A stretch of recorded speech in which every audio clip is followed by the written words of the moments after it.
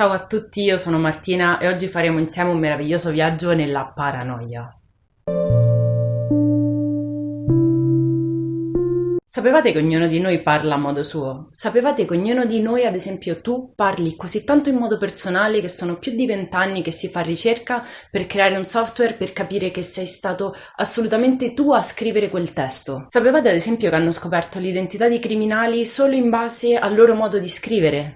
Ok, ora, prima che vi imparanoiate davvero e smettete di scrivere anche a vostra nonna, vediamo una cosa per volta. Innanzitutto vediamo come funzionano questi programmi, perché se sono 20 anni che provano a fare questo tipo di software e non ci riescono, magari un motivo ci sarà. Perché esattamente cos'è che rende la scrittura di una persona così personale, così diversa rispetto a quella di altre? Che fa sempre quel tipo di errore di ortografia? O che utilizza sempre frasi troppo lunghe? O che magari utilizza sempre parole troppo lunghe? Perché magari il tuo subconscio ha una predilezione strana per le parole molto lunghe? È possibile, non si sa. Che conosce moltissime parole e quindi utilizza sempre molte parole diverse e non dice mai, ad esempio, ho fatto un esame, ma direbbe assolutamente ho sostenuto un esame. O che ad esempio utilizza quelle 3 o 4 parole che appena le vedi le puoi assolutamente ricondurre a quella persona. Ad esempio che utilizza sempre la parola gigantesco e mai enorme. Non lo so, voi come lo fareste esattamente?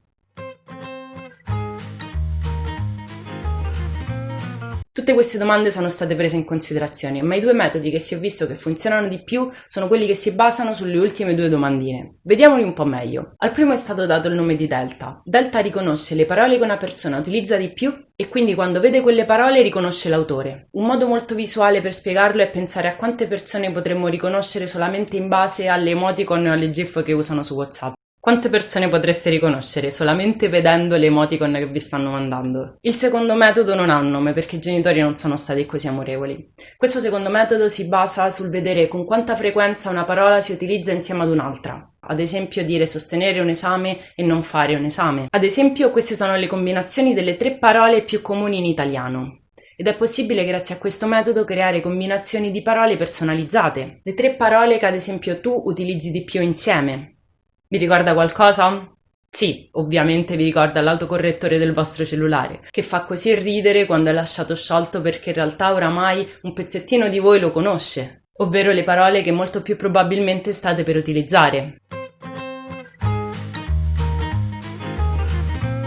Queste ricerche sono state fatte soprattutto per trovare gli autori delle opere letterarie che sono rimaste anonime, ad esempio opere del 1400 che oramai è un po' difficilino trovare l'autore. Ma capite da soli che se questi programmi funzionassero alla perfezione le possibili applicazioni sarebbero davvero 1000. Pensateci solamente 2 secondi. C'è ad esempio chi ha cercato di prevedere se un romanzo avrebbe avuto successo in base al modo in cui è scritto, ma la cosa che a me risulta in assoluto più strana è che non si potrebbe mai più scrivere in modo anonimo, cioè l'anonimato diventerebbe in assoluto impossibile o comunque molto complicato. Ma questo ha anche il suo lato positivo, c'è chi ad esempio ha cercato di scoprire l'identità di hacker informatici solamente in base al modo in cui scrivevano il loro codice, il codice dei virus che creano, che magari è l'unica traccia che possono lasciare.